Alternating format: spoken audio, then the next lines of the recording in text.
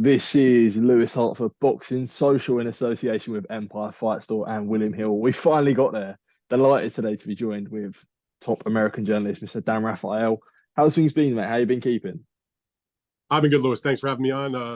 It's been a little busy with the fallout and having been in Las Vegas for Gervonta Davis against Ryan Garcia, and now getting ready to write about the Canelo fight that comes up on Saturday. But it's good. It's good to be busy. Definitely, no better place to start than the Canelo fight this weekend.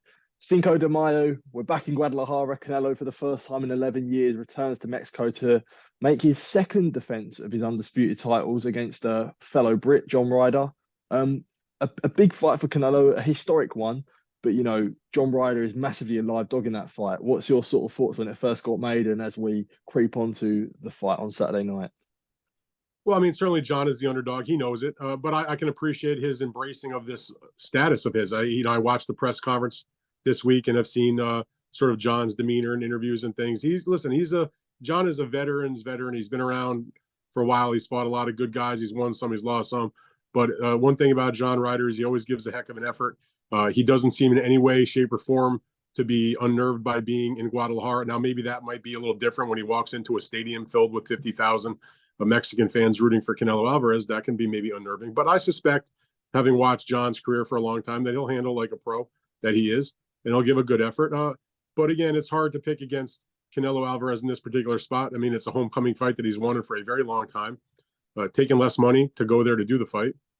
Relatively speaking, I mean, even the lesser money is still dwarfs what most other boxers make in a fight. But he's the champ until further notice, and John Ryder's going to have to show the world and Canelo especially that he's the better man on that night. There's never sort of a good time to fight one of the top 5 pound for pound fighters, but a lot have been said that John Ryder and Tony Sims have said, this could be the best time to fight Canelo, coming off the back of the Bivol loss, potentially a subpar performance against Triple G. Would you sort of agree with that statement? Do you feel like this is sort of the best time in the worst time to fight Canelo? I mean, listen, I can understand where they're coming from. I mean, they're trying to pump themselves up, and obviously they like their chances, or they wouldn't have taken the fight. And obviously, John is going to, I would assume, make it by far and away the biggest payday that he has made in his long career. But I don't think, like you said, I don't think there's ever a great time to fight a guy at the level of Canelo Alvarez. He is still one of the best fighters in the world. Now, granted, 2022 was not the best year for him. He did have the loss to Bivol. But I look at it, if you look at it from the positive side of that, he did move up in weight, and even though he lost, he didn't get blown out. People want to make it like he lost 12-0 or got knocked out. He was competitive in the fight, and he had his moments for sure. He just didn't win on the cards. It was like an 8-4 fight, pretty much, but he competed in round to round. And the loss again, I mean, so the loss was one thing, and then he comes back and he has the fight in the fall in September, the third fight with Triple G.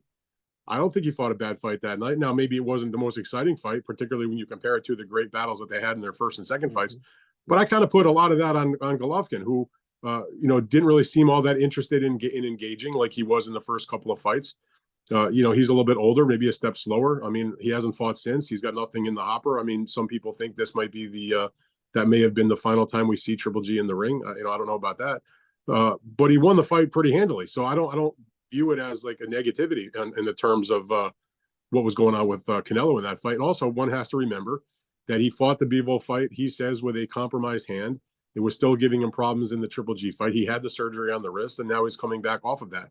So if there's one glimmer of hope, I suppose, in the John Ryder camp, is that maybe the hand isn't 100% after surgery, and he is going to see if he can test it out. And maybe he is looking slightly ahead to the prospect of a rematch with Bivol, which has been talked about quite a bit for the fall.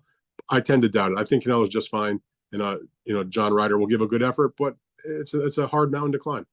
Do you feel like the hand could potentially affect him? How much effect do you think that could have for Canelo, having that hand surgery and being compromised that he potentially could be? I mean, listen, I asked a Canelo in an interview I had with him not that long ago. He says the hand is fine. You got to take him at his word. I mean, I don't know any boxer ever that would tell you a week before, 2 weeks before their fight, that a surgically repaired situation, ankle, hand, shoulder, knee, whatever it is, it's giving me a lot of problems. It's all messed up. I'm not going to be good for the fight. And they're never going to say that. Canelo's a warrior like a lot of these fighters are, and he's going to go into the fight and do what he can. I will say this, though. If it was that bad, then he just wouldn't fight, I don't think, because he doesn't need to fight. He's not going to risk for no reason, especially having known what he went through dealing with it in terms of the Bivol fight and then later in the Triple G fight. So I think the hand will be okay. Definitely. What do you think could be next if Canelo gets through John Ryder? Do you feel like it would be a smart decision to move back up to light heavyweight to chase that Bivol rematch? Do you feel like that's something really he should potentially pursue? That's what he says he wants, and he doesn't make any bones about it. He not only does he say he wants to fight the rematch with Bivol, he is insistent that he wants to have that match at 175. Now, Bivol, who I had a recent interview with, said that he would like to fight Canelo in a rematch. He'd be happy to give him the rematch if all goes well for him on Saturday with Ryder, but that his preference would be to drop down to 168 and challenge Canelo for the super middleweight titles, because he feels like I already beat him at 175. Going for the titles in 168 would give him additional motivation, something that he could accomplish, become undisputed. Canelo wants to fight at 175, for the light heavyweight titles. I'm not, that's obviously a point that they would have to discuss, negotiate. I mean, technically speaking, they could do some kind of scenario, which is uncommon, but it has happened before, where they did fight at 168, but put both belts at stake. Canelo may want to have the fight at straight 175. In the end, it's going to be Canelo that's probably going to make that. In terms of a negotiation, he is, of course, the one with all the leverage in this case. So we'll see what happens. But in terms of Canelo's, I can understand the competitive nature of Canelo. He's a great athlete, a great champion, one of the best fighters around, of the recent times, for sure. Certainly in Mexican history, he's a Hall of Famer in waiting. He wants to test himself. He wants to get revenge. I totally get that. If you take a step back, you're not involved with Canelo, and you're just kind of looking at it from the long distance. I don't think it's the smartest move on Canelo's behalf, but it's got to be respected if he does it, because it is such a dangerous fight. I just don't think he needs to mess around with that. He went up, he gave a great effort, he didn't win. He's a 68 pounder, he's the undisputed champ. There's other guys he can look to fight fights, frankly, in my opinion, that are bigger commercially, if you want to know the truth, if he stayed at 168 and then pursue Bivol at 175. I mean, I think, frankly, a fight with David Benavidez is a much bigger fight commercially. And a fight that fans would, be the reason I say that is because I think fans would be much more interested in seeing him fight Benavidez as one example. But if he goes for Bivol, you can't get mad about that. Bivol's one of the best fighters in boxing, pound for pound. He does have the win over Canelo. That was not a controversial situation. Canelo wants revenge. Who could blame him? Literally, that's honestly, you've just answered sort of the next question I was going to ask, where if he does decide to chase this Bivol fight at 175, do you feel like there's a worry where the belts at 168 could potentially be held up? Obviously, we've got both the Davids, and David Morrell and David Benavidez would be chomping at the bit to fight Canelo. Is there a worry that we could see the great fighters and maybe not the best, the good fighters not happen, with Canelo sort of chasing 175 and holding up the belts at 168?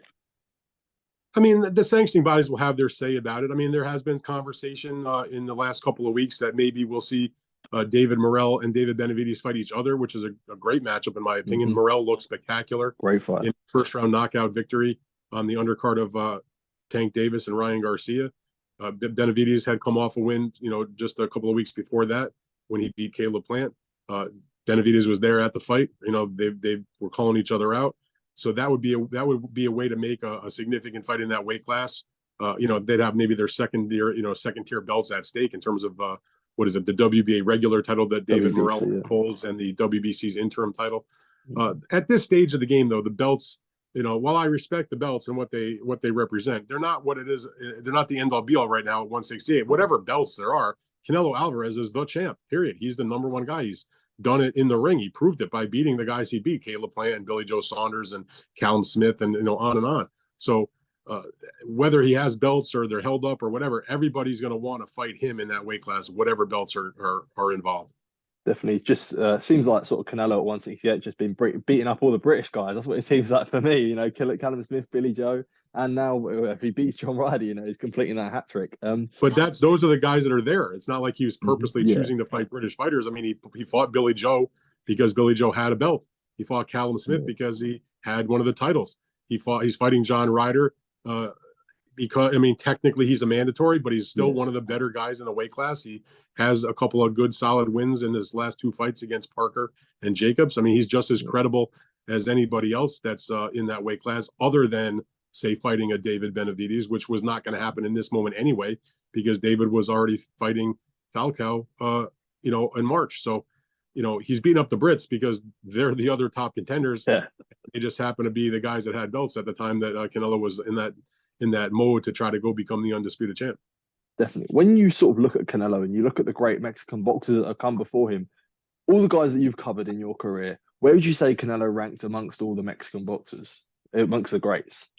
Sure. I mean, okay, so I was when I started writing about boxing, as my job was 2000. So I was after the Chavez era. I mean, Okay. Julio Cesar Sr. was still active. I think he fought 2 or 3 or 4 more fights after I started, but not at that highest level.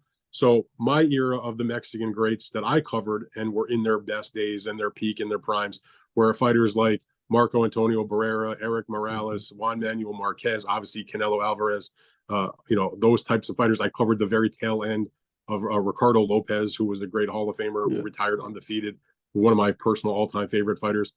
But I would absolutely put Canelo, pretty much at the top of that group. I mean, all respect to the great warriors of the Barrera, Morales, and Marquez.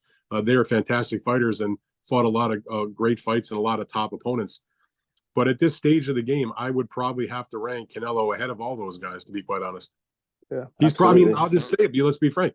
To me, in my, 23 years on the boxing beat, Canelo Alvarez is the best Mexican fighter I have covered. And I say that having not covered Julio Cesar Chavez when he was at his best. Yeah, that's completely fair enough. You just said earlier, just before you said that, I said how was you been? How was you? And talked about being in Vegas. Tank Garcia, how was that sort of trip for you? Another big trip to Vegas for another big fight. I mean, it was great. What can you say? I mean, it never gets old when you're there for the big events. I love the big events. I mean, I cover the small events and everything in between also. But when you go to Las Vegas for a big mega fight, there's something different in the air, a different sort of feeling. That arena on the night of the fight was outstanding. It wasn't the best one I've ever been in. I've been in some much greater atmospheres, frankly. I said this to somebody else who asked me. Part of the reason I think was because both fighters, when they came to the ring, they kind of came in with sort of music that was not like more upbeat than you normally see. Yeah. So it's sort of I can't say it didn't like deaden the crowd, but it wasn't as hype as it would have been with some of the other fights I have been to. But listen, they had a sold out arena at the T-Mobile.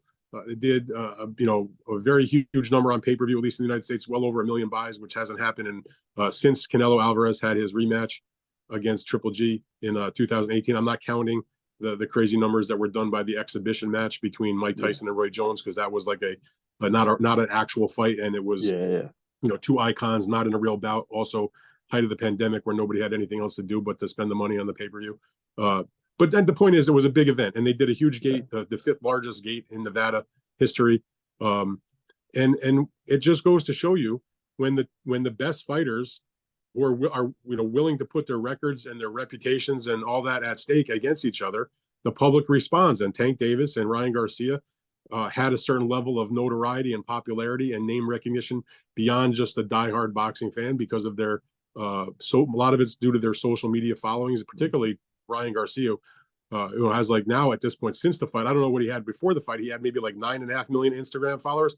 In the post fight, I think he's up to like 10.5 million followers. Yeah. So the social media aspect of it, you cannot overlook, because the two of them combined on all their platforms, you're talking like 15, 16 million followers. And if you just get a tiny fraction of those people to press the button on their remote control, there you go. That's 1 million plus buys. And that's one of the reasons why that fight was such a big deal. And listen, even though the fight itself maybe not memorable in terms of being like an all-out classic barn burner type of fight, it was a pretty good fight, and it obviously had some excitement aspects to it with the knockdown and the knockout. I mean, so like you asked, as far as big events go, I couldn't have been happier to be there. It was an outstanding event to cover, and it just shows you if the powers that be in boxing and the fighters have the desire to make the best matchups, boxing can be a very thriving sport.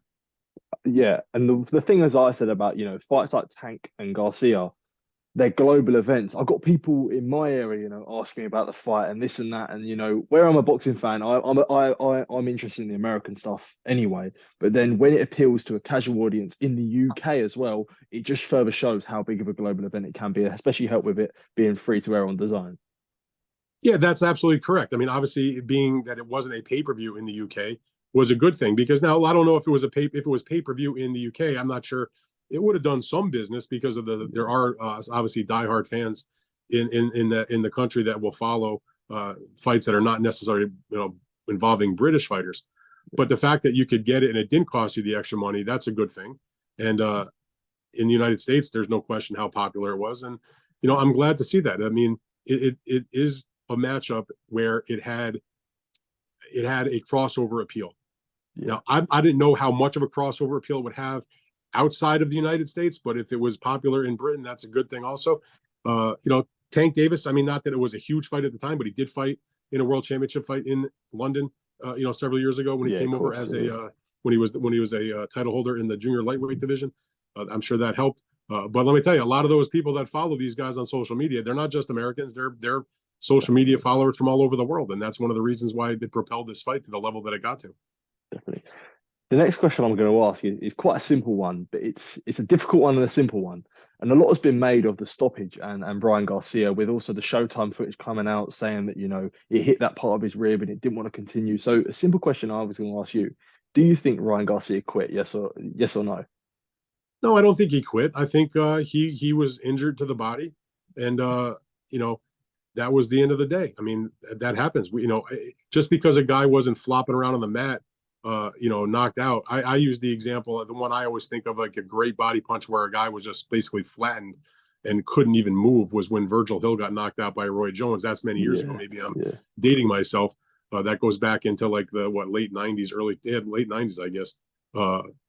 But clearly he was hurt. He had, not an injury bad enough in training camp to force the fight to be canceled or postponed, but already had a little bit of a rib issue, and he got hit on it. And that's, I'm not going to vilify the kid because he decided that was it, or he couldn't get up, or he elected not to continue because of the injury. We're not in his body. I understand why people would have that question, because he got up at 10 and a half basically, but he was hurt. I had a long interview just last night. We're taping this on a Thursday. On Wednesday night, I had like a 45-minute interview with Joe Goosen, the trainer, and I asked him the same question, and he said, look, he couldn't continue. I mean, and Joe, I think, has always been a pretty straightforward guy when it comes to talking about the assessment of his fighters. And even though now he and Ryan are not going to work together because of what happened in the post fight. But no, I don't, to make a long story short, I do not think he quit. I think he got hit with a great body punch from a great puncher in Tank Davis, and that's all she wrote. And I said, and let me just add one other thing. He got up from the knockdown in round 2, and that left hand that put him on his ass in round 2 was a kind of punch I feel like a lot of other fighters, if Tank hit them with, would have been knocked out. Definitely. You just said there, you just spoke to Joe Goosen. What do you make of this split between Ryan Garcia and Joe Goosen? I can't say it shocks me. I mean, that's just the nature of the business. Unfortunately, that's what happens when fighters lose. And there's, I'm not saying they're straight out blaming Joe. Joe's response to some of my questions, without coming out and saying it straight out, it felt like there may be other forces within the Ryan Garcia camp that were advocating for that position. He didn't say anything bad about Ryan. He said, we're still going to be friends. We'll probably have like lunch or dinner together, in the coming days or weeks. Still likes the kid, still thinks he's going to be a tremendous fighter, has a chance to still do big things in the sport. Frankly, didn't seem, really down about it. And Joe's been a veteran. Joe's been in the training game for 40 years probably, or thereabouts. I mean, this is not his first rodeo. It's not the first time he'll get fired, and it's not going to be the last. And there's been a lot of big wins and some tough losses in between. And when you're at the top of the level of the sport like that, that happens. I mean, I can't think of a great trainer that hasn't been, fired or, have a fighter leave them at some time or another. I know this, Joe Goosen is going to be inducted into the International Boxing Hall of Fame during the June induction ceremonies in Canastota, New York. It is well deserved. And his legacy in no way, shape, or form is defined by the fact that Ryan Garcia lost the fight by a knockout, and Joe ended up, being one of the fall guys, if you will. What do you think would be next for Ryan Garcia as a trainer? I know I spoke to Eddie Reynoso, and Eddie Reynoso said he would happily sort of take him on. Another guy who said he'd take him on with Calvin Ford, he said that he'd welcome him with open arms. What do you think would be, next, if you could advise Ryan Garcia to what would be a next trainer for him, would you say? For me, the whole thing about a boxer with a trainer, it really is irrelevant what an outsider thinks. Really, the only thing that matters, and I've said this from day one of my days writing about boxing, while I have covered and written about every trainer under the sun over the years, interviewed tons of them, etc. Like, I've always kind of felt the trainer is a little bit overrated from the standpoint that it's really up to the fighter if they believe in the trainer that they select. So even if you or me think that trainer is no good, if the boxer believes in what the man or woman is training them to do or teaching them, or what their philosophy is or their mentality is, that's up to them. So in terms of how that affects Ryan Garcia, it's got to be somebody that he's comfortable with, that he's willing to give himself over to put in the work with, and to believe in, and to follow the game plan and be coachable, and those types of things, whoever it may be. Now, you mentioned Eddie Reynoso. Obviously, Eddie's got a lot of success. He's had success with fighters other than Canelo Alvarez. That's one of the ways I sort of measure how really good is a trainer. Because if you are blessed to have a great fighter, certainly you get some credit for that. The question I always have is, can you replicate that? Can you do that with another boxer? Yeah. Can you take another kid from the amateurs and make him into a world champion? Can you take on a reclamation project in the pros and help bring them back from, maybe being down on the bottom and rise them up back to a top level? There's different levels of trainers and who can do that. So a guy like Eddie Reynoso, if you wanted to welcome back Ryan to the camp, if that was something Ryan would be interested in, how could you go wrong with that? And likewise, Calvin Ford. Now, he's not a guy that's had the massive success with numerous different fighters. He's obviously known, basically, 99.9% for the work he's done with Tank Davis, but he's had Tank since he was a kid. I mean, He didn't just get him as a professional. He had him all through his, when he was a young kid, all the way through his professional ranks. And obviously they have a great relationship with each other. And I would like actually to see if Calvin Ford could replicate that with another fighter, even somebody that's already sort of a made fighter like Ryan Garcia. But to me, there's any number of fighters, or rather trainers out there that Ryan could go and try to work with, and just basically see who he meshes the best with. And that would be the best course of action for him. My big hope is whoever he picks, that he doesn't let this loss fester and, have him down and keep him out of the ring for a year. We see guys, they lose a tough fight and they disappear for, 10 months, a year, 16 months. I hope that Ryan, takes a little time off, gets his head together, gets the rib injury healed up, and finds a new trainer, and we see him back in the ring, hopefully sometime, at the end of the summer or the early fall. What did you also make of the accusations of, a mole in Ryan Garcia's camp from Tank Davis? I know there's a video come out of one of his sparring partners talking about that. What did you sort of make of that? I mean, to me, that's like soap opera stuff. It's not really relevant. It's noise. It creates drama, I guess, and interest, but a mole in the camp, what does that even mean? The mole's going to watch Ryan Garcia and report back to whoever, say, hey, he's got a good left hook. You better watch out for the left hook. No shit. We know he's going to throw a good left hook, and watch out for the left hook. So, I think back, not that I covered this, but I've certainly done my reading about it. I know people that were there or covered it. I think back about Muhammad Ali. Muhammad Ali would have open training camp. If you were a media person or you were a fan, you could go to Deer Park where you train and watch him spar, watch him. They were not keeping secrets. It was an open thing. I mean, a lot of fighters over the years would welcome in media. It's a lot of media guys would basically spend weeks at a time at a training camp reporting on a daily basis on the major fights. So a mole in the camp, I'm not sure what they could tell anybody. So I think that is, while a good story, and it creates, I guess, some interest and maybe some clicks on a story or on a social media post, to me, it really doesn't mean anything. Yeah. From one bit of drama to another bit of drama. And I know this is sort of a difficult thing for you to talk about, being a sort of former ESPN employee, but Teofimo Lopez came out and no worries, man, no worries. So I just wanted to make sure. But Teofimo Lopez came out and made comments about ESPN and Top Rank, saying that they can keep their black fighters, and accusing them of sort of racial bias. When you saw those comments, what was your sort of reaction to those sort of comments from Teofimo Lopez? I thought it was hilarious. And I say that because while I've known and covered Teofimo Lopez since he turned professional, I've known him his whole career, and his father and his mother, et cetera. Covered many of his fights. I rather like Teofimo. I think in this particular case, he's just completely off base, completely wrong, completely out of his mind. You can't have it both ways. On the one hand, you got Teofimo going on an interview saying that Top Rank favors the black fighters and promoting the black fighters in their stable at the expense of somebody like Teofimo, who obviously is Hispanic by background. And on the other hand, you've got Terence Crawford, one of the great black fighters of our day, exactly, suing Bob Arum and Top Rank, claiming racial bias against black fighters. So which is it? My perspective is this. Bob Arum and the folks at Top Rank don't give a shit about if you're black, white, Latino, Asian, whatever. They're much more interested, not black or white, but in the green. What can you generate at the box office, and how can we make you a big star? And I will say this also, and I am not kissing anybody's ass, and I have certainly had my my ups and downs with Bob Arum, but I have known Bob Arum for almost 25 years.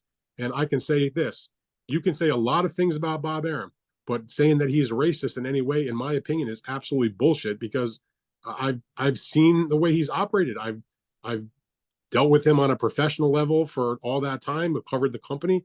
I've interviewed and talked to Bob a million times. I've been with him in private situations a million times. I've been to his home. I feel like I know Bob very well at this stage of my life. And I've never seen anything that would say to me that there is an anti-Latino or an anti-Black or anything like that. It's patently ridiculous. And Teofimo Lopez, shame on him for saying that. It's just not true in my mind. Yeah. A lot has been talked about the mental state of Teofimo Lopez, and it's just concerning to sort of see him come out and say things like, you looked at this is a different level of mental things that he said. Obviously, you saw what he was saying after the Sandor Martin fight. Are we looking at a fighter that's mentally sort of all over the place? My mind is that Teofimo Lopez's biggest problem is not his boxing ability or his technique in fighting or his defense or his power or his speed or anything like that. It's not a physical thing. It's his own self-confidence. I feel like that loss that he took against Kambosos and he showed a lot of heart in that fight. I'm not going to knock the kid. He had an injury with the esophagus and the breathing and went to the hospital and really showed a lot of heart in that fight. But it's that fight, I think, took something from him. Like, it stripped a guy of his confidence. Here he is having won the biggest fight of his life against Vasily Lomachenko, one of the greats of our time, a future Hall of Famer who was for a period of time the #1 fighter pound for pound. And now he comes in as a gargantuan favorite against George Kambosos, who, if you remember, in the lead up to that fight, there were people asking legitimate questions. Is George Kambosos going to make it out of the first round? Yeah. And he didn't just make it out of the first round. He won the fight, and he put Teofimo Lopez on his rear end, and he obviously survived his own knockdown, and it was one of the fights of the year. But George Kambosos legitimately won that fight and became the lightweight unified champion. And I just think that Teofimo's had a hard time regaining his mojo since that fight in terms of his own self-confidence. He looked okay against Pedro Campa in his next fight when he moved up to the junior welterweight division. And then when he had his next fight, which was the Sandor Martin fight you referenced, which I was at that fight, as a matter of fact, he won, but he didn't look very good. And he was so rattled, it seemed to me, by what occurred in that fight. You saw that video where they caught him on the camera, on the microphone afterwards, saying, "Do I still have it on purpose?" Apparently, he didn't say that. I mean, I think that's what he was really feeling. He was so messed up here in his mind after that fight that he didn't show up at the press conference. Now, I've covered a million fights. I can't ever remember a time where a boxer won the fight and wasn't hurt. Like, it's one thing if you got to go to the hospital, you get stitches or something happened, fine. I mean, no one's going to expect you to show up at a news conference. But a guy to win a straightforward decision, not get injured, and not show up at the press conference, the reason he didn't show up at the press conference is because he was so distraught about his own performance in that fight that his handlers thought he was going to say something crazy, stupid, and announce his retirement. And they just wanted to keep him from that. And so they basically didn't let him come to the press conference. What do you feel like he needs? Do you feel like he needs a breakaway, sort of question the people around him? A lot of people say stuff about Teofimo Lopez Sr. Do you feel like he needs to look around at the people he's sort of hanging around with in his career? Well, listen, I'm not gonna say he shouldn't be with Teofimo Lopez Sr. That's his father. Yeah. That's the guy that taught him how to box. They're an inseparable sort of team together. And while you may think that Teofimo Sr. is a little bit of a nutty kind of guy, I know he loves his son and has his best interest at heart, but it doesn't take a genius to look at the team and say, you know what, Teofimo, you've done a great job with your son to this point. Without him, he's probably wouldn't have been the lightweight champion, wouldn't have been on made the Olympic team for your country, which was Honduras, which is where his father is from. But there's nothing wrong with having somebody else in the camp to help guide things. For a while they had Joey Gamache in there, who was a top-notch professional for a long time, who brought a sense of calm and professionalism to that training camp by all accounts. He's not with them anymore. I don't think that would be a bad thing to have somebody like that back. But Teofimo is there entrenched. I don't have a problem with that. It's not my decision anyway. But could they use somebody else to help keep the calmness factor going? Probably. I don't think that's I'm breaking new ground by saying that. Teofimo Lopez is a tremendously talented kid. He's still a young fighter, but he has to be able to focus on the task at hand. He's got a tough fight against Josh Taylor, but he's got a great opportunity to become the WBO and lineal champion in the junior welterweight division. And that's what he should be worried about. He should be worrying about, what Top Rank is doing in terms of a promotion or this or that, or what they do with their other fighters. Get your rear end in your camp, get yourself together mentally and physically as best as possible, and come out there. And if you win the fight, now you can have the last laugh. I don't think many people would disagree with you there, Dan. Just as we sort of close this interview off, we're going to talk about something more positive. Well, positive if it does happen. July 22nd, they're talking about a potential undisputed clash in the welterweight division of Errol Spence Jr. versus Terence Crawford. How likely do you think, this is something that we've heard so many times before, how likely do you think this time we're close to seeing that fight? I feel like we're like, it's Groundhog's Day here. It's like a broken record. I mean, every time the fight comes up, it's going to be on this date, it's going to be on that date. I mean, there basically are several dates in the summer that theoretically could be the home to that fight if those two sides can ever get a deal done. So whether the date was July 22nd, I mean, I didn't report this, but others inaccurately reported June 17th. It was reported they were going to have a press conference on the morning of the Tank Davis Ryan Garcia fight to announce the fight. That was never true. So you know what? And I've said this many times. Let me know when it's done, and then we've got to fight. And until then, all the noise is irrelevant, because there's no such thing. 99.5% done, 99.9% done. Tell me when it's 100% done.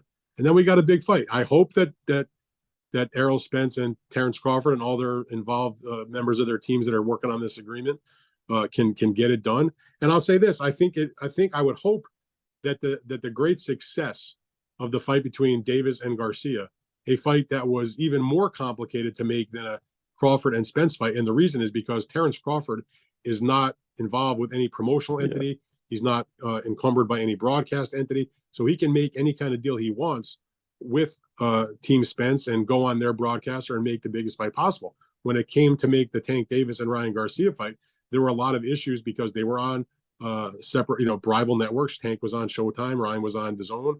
You had obviously a long-standing rivalry issues, however you want to describe it, between Golden Boy Ryan Garcia's promoter and the PBC folks, which were the ones that work with Tank Davis, and they were able to overcome that, and they made the biggest event of 2023 so far. And I don't know if there's another event that will trump that, including Spence and Crawford. Maybe one of the big heavyweight fights gets made at the end of the year.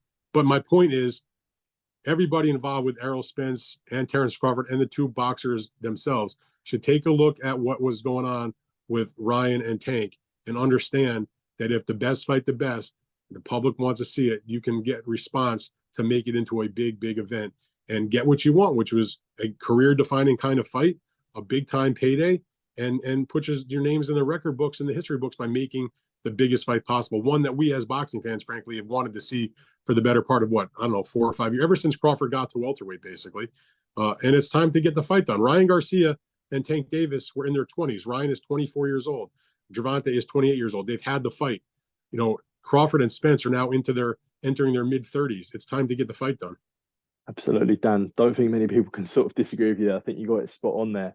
Just as we sort of close the interview off, I just wanted to do you want to give a plug to all your newsletter and your socials or anything where people can find you?